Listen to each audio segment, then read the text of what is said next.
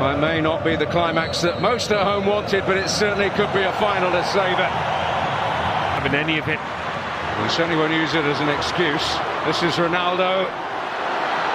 Bruno Fernandes, and in the way is Daley Blind.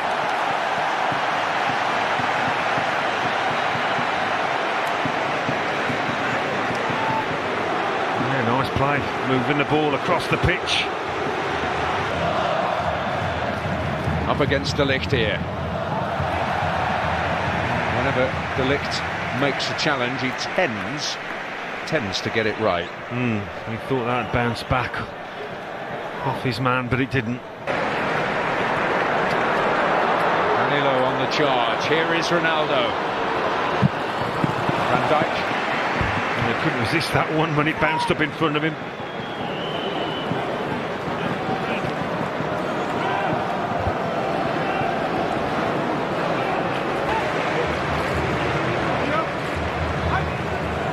Something a little different each time. And Cillessen able to plunge and pounce. It was Jose Fonte who got his head to it in the end. I said he'd By. Balls away at Bernardo Silva. He's got help. Bruno Fernandes. Well, that's 3 shots on goal he's had now, Fernandes. Portugal certainly will be the happier of the Fernandes. William Carvalho, Rafael Guerreiro up there. Nelson Semedo. Oh, it falls away. Bernardo Silva again. Bruno Fernandes. Well, he's not getting any closer. Right, you see from the expression of Bernardo Silva, they'll feel, the Portugal lads, they should be ahead by now. The positions they've got into, the opportunities they've had. It's not like they've had a... Bruno Fernandes once more. Bernardo Silva. Oh, and it was a very important challenge by De Jong. Just did enough there. Ronaldo. Away from Denzel Dumfries. It's opened up.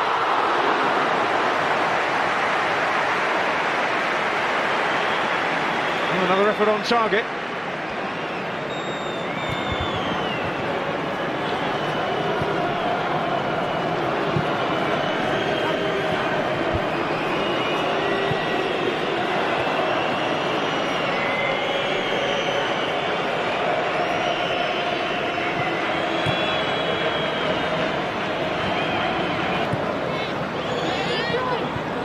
And on again, Nelson Semedo.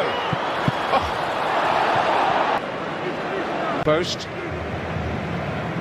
It's an interesting one tonight because only 2 centre-backs are on the pitch.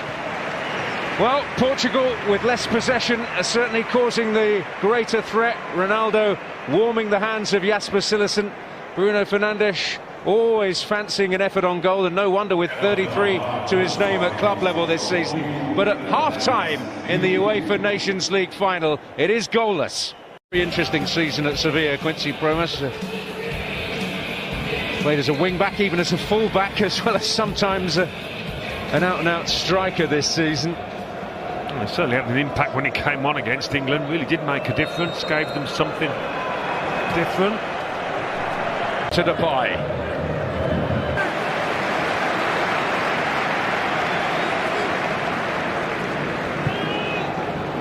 Well, immediately it's looking brighter. I think Portugal.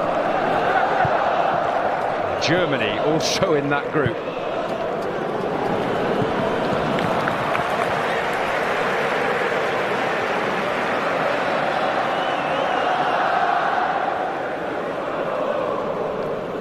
Into Ronaldo once more. He'll fall the way of Depay. Wijnaldum is onside. The flag has stayed down, but Rui Patricio produces when he needed to. Yeah, the flag's gone up now. He always waits these days, the linesman, for the move to play out. It's a really frustrating move, I think, because you never quite know. He probably knew, Wijnaldum, but he's just got to go ahead with it. And Ganesh. Van Dijk reading the situation again. He did ever so well, Ronaldo, to keep that move going. Oh, have they sprung the trap here? Bernardo Silva. Oh, an urgent action from De Ligt. You don't often see that happen. There's a big gap down that right-hand channel. He knew he was onside. Oh, and Van Dijk won the battle in there, and it was important he did. Guerrero. Ganesh. Well, very, very significant challenge there from Steven Bergwijn, and a fair one. Yeah, it made some ground, the ref, to get fairly close to it. Well, it's the Portugal. Much coveted Ajax talent. Oh, great work by Ganesh. Bernardo Silva.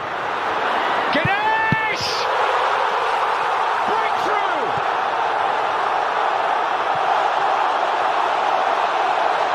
An outpouring of joy in Porto!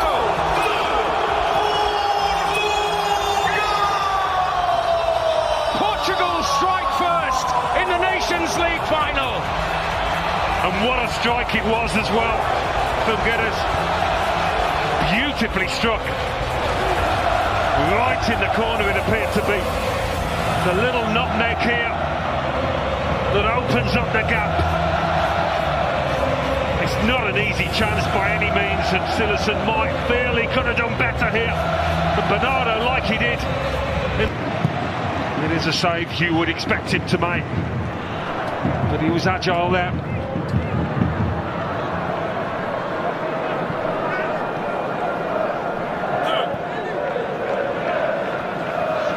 Unselfish balls to teammates. Promise will get there.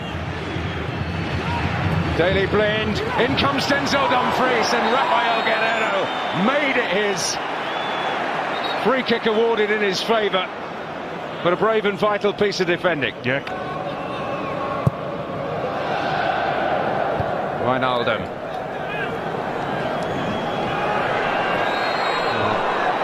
I was going to say typical William Carvalho stuff, but it does result in a free kick. Yeah, Devon saw that challenge coming. The body in the... Promise to Depay. Denzel Dumfries well forward.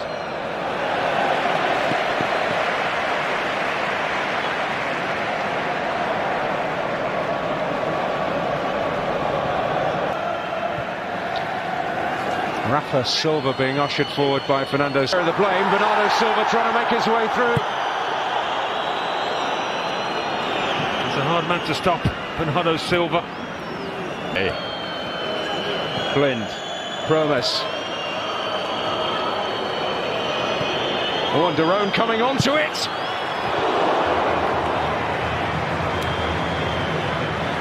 Oh, an opportunity to at least test the goalkeeper. Yeah, just to keep it down, coming onto it.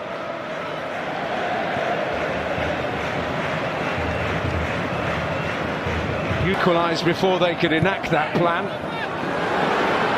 and decided they didn't need to. Oh, brilliant effort from Bruno Fernandes, but straightforward in the end for Cillessen.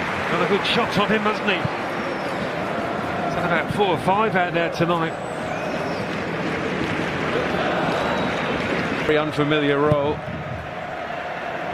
and he's matched him, and up he goes. So he's here, the referee, and up there, centrally on the edge of the box. What a chance on here for Nelson Semedo. Well, it's the right back this time. He's slowly moving back towards his feet. Ball in from Promise. Rui Patricio happy to eke out, though that is a definitive change. This is Rafa Silva. Beautifully away from Frenkie de Jong. And not from Denzel Dumfries, who will receive a bit of further punishment here. Rafa Silva shown his ability with the ball on his feet, really just moved quickly across the turf. Good close control, much of a wall. I think sometimes that's the best policy, make sure the keeper can get a decent view of it.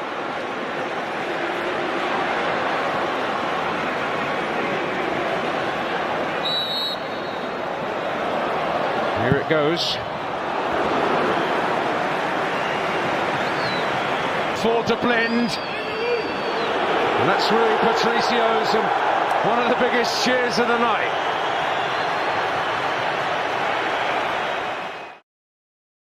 What if one of the favourites to win the 2026 FIFA World Cup starts its campaign against one of the tournament's biggest underdog stories? On one side, Portugal, a team packed with world-class talent led by a football icon who's chasing one final dream before walking away from the biggest stage forever. On the other side, DR Congo, a nation that waited more than half a century to return to the World Cup and now arrives with absolutely nothing to lose. Most fans expect a comfortable Portugal victory. Most experts predict the same. But World Cups are built on moments that nobody sees coming. And if history has taught us anything, it's that football doesn't care about predictions. So could Cristiano Ronaldo begin his final World Cup journey with a statement performance? Or are the Leopards preparing to shock the football world? Let's find out. Portugal enter this tournament carrying enormous expectations. For years, people have looked at Portugal and said the same thing. They have great players, but can they put it all together? Now many believe they finally have. The reason is simple. This may be the most complete Portuguese squad ever assembled. Think about the balance of this team. In midfield, they have creativity, control, intelligence, and experience. Bruno Fernandes remains one of the most dangerous chance creators in world football. Vitinha has evolved into one of the game's most elegant midfield conductors, capable of controlling the rhythm of an entire match. Bernardo Silva brings endless movement and technical brilliance. Then there is Rafael Leao, a player capable of turning a quiet game into chaos within seconds. And behind them stands a defense loaded with quality. Ruben Diaz, Nuno Mendes, João Neves, players who can compete with anyone on the planet. But no discussion about Portugal can begin anywhere else. Cristiano Ronaldo. At 41 years old, he arrives at what is expected to be his final FIFA World Cup. Think about that for a moment. A player who debuted internationally more than 2 decades ago is still leading his nation into football's biggest tournament. Entire generations of players have come and gone during Ronaldo's career. Managers changed, tactics evolved, football transformed. Yet somehow, Ronaldo remains. For many fans, this World Cup is about more than winning matches. It's about witnessing the final chapter of one of the greatest careers football has ever seen. The question everyone is asking is simple. Can he still deliver on the biggest stage? Some critics argue Portugal are more dynamic without him. Others believe his leadership, positioning, and experience remain priceless. The truth probably lies somewhere in the middle. What nobody can deny is that Ronaldo still knows how to score goals. And in tournament football,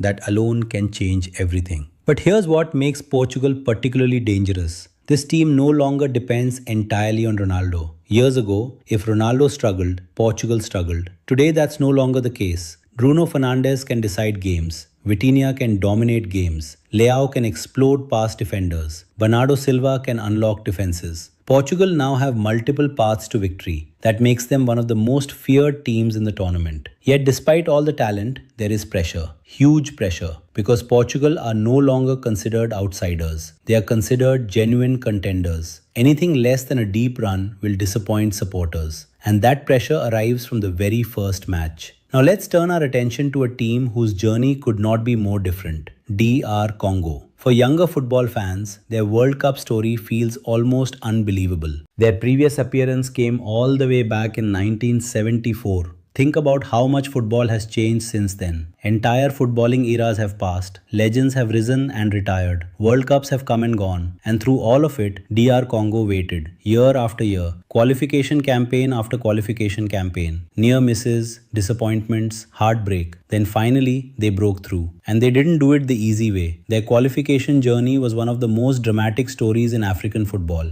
They battled through powerful opponents, they survived pressure-packed matches, and somehow they emerged with a World Cup ticket in hand. For the players, this isn't just another tournament. This is history. These players have already become national heroes before kicking a single ball at the World Cup. But what makes DR Congo truly dangerous isn't emotion, it's talent. Many casual fans underestimate this squad because it lacks global superstars. That would be a mistake. This team is filled with players competing in top European leagues. They are athletic, disciplined, aggressive in transition, and extremely difficult to break down. Leading the defense is Chancel Mbemba, one of Africa's most reliable defenders over the past decade. His experience could prove invaluable against Portugal's attack. Then there's Yoane Wissa, the pace, the movement, the ability to attack space. If DR Congo get opportunities on the counter-attack, Wissa will likely be at the center of them. Aaron Van Bissaka adds defensive quality and recovery speed. And throughout the squad, there is a belief that few teams possess. Because unlike Portugal, DR Congo enter this match with zero pressure. Nobody expects them to win. And sometimes, that freedom can be incredibly dangerous. As kickoff approaches in Houston, the tactical battle becomes fascinating. Portugal will almost certainly dominate possession. They look to control territory, control tempo, control the game. DR Congo will likely welcome that because their biggest opportunities may come when Portugal push too many players forward. One mistake, one counter-attack, one moment of hesitation. That's often all it takes in World Cup football.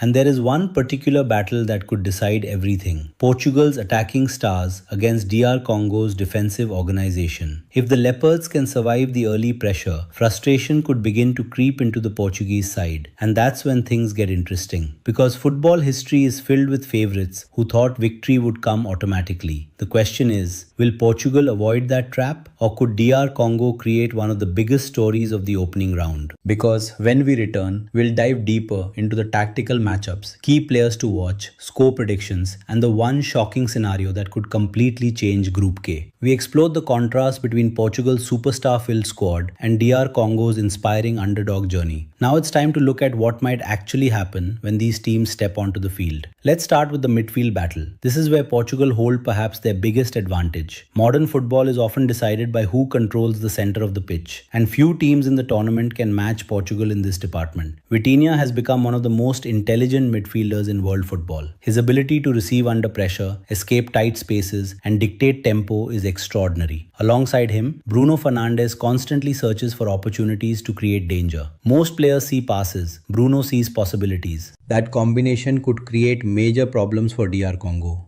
The challenge for the African side will be preventing Portugal from establishing rhythm. If Portugal settle into possession comfortably, they become extremely difficult to stop. Expect DR Congo to stay compact. Expect them to close passing lanes. Expect them to make Portugal work for every chance. And that's where patience becomes crucial. One thing tournament football repeatedly teaches us is that early goals change everything. If Portugal score within the opening 20 minutes, the game could open dramatically. DR Congo would be forced to take more risks. Spaces would appear. Portugal's attacking talent could take advantage. But if the score remains level deep into the first half, pressure begins to grow, doubt begins to appear, and suddenly the underdog starts believing. That psychological battle may be just as important as any tactical battle. Now let's talk about Cristiano Ronaldo. Because regardless of age, regardless of form, regardless of debate, all eyes will be on him. Every touch, every shot, every movement will be analyzed. This tournament carries special significance. Football fans know they are watching the final World Cup appearance of an icon. Players often rise to extraordinary levels during moments like these, and Ronaldo has built his entire career on proving doubters wrong. A goal in this match would not simply help Portugal win. It would become another chapter in one of football's greatest stories. Yet there is another player who could quietly become Portugal's most important performer, Vitinha. Many casual fans focus on Ronaldo. Many focus on Bruno Fernandes. But Vitinha might be the engine that powers everything. If he controls the midfield, Portugal control the match. It's that simple. For DR Congo, the key man may be Yoane Wissa. Against stronger opponents, chances often arrive in limited numbers. When they come, they must be taken. Vissa's pace and directness offer the most realistic route toward an upset. If Portugal's defensive line pushes high, he could find the space needed to create something special. Another fascinating factor is emotion. Portugal are expected to win. DR Congo are expected to compete. Those expectations create completely different mental environments. Portugal carry pressure. DR Congo carry freedom. And throughout World Cup history, freedom has produced some remarkable surprises. Remember, the World Cup is not simply a competition of talent. It's a competition of belief. Some of the greatest shocks ever witnessed happened because one team believed while the other assumed. That is why Portugal cannot afford complacency, not even for a moment. Now let's make a prediction. On paper, Portugal possess superior quality in almost every area. They have more experience at the highest level,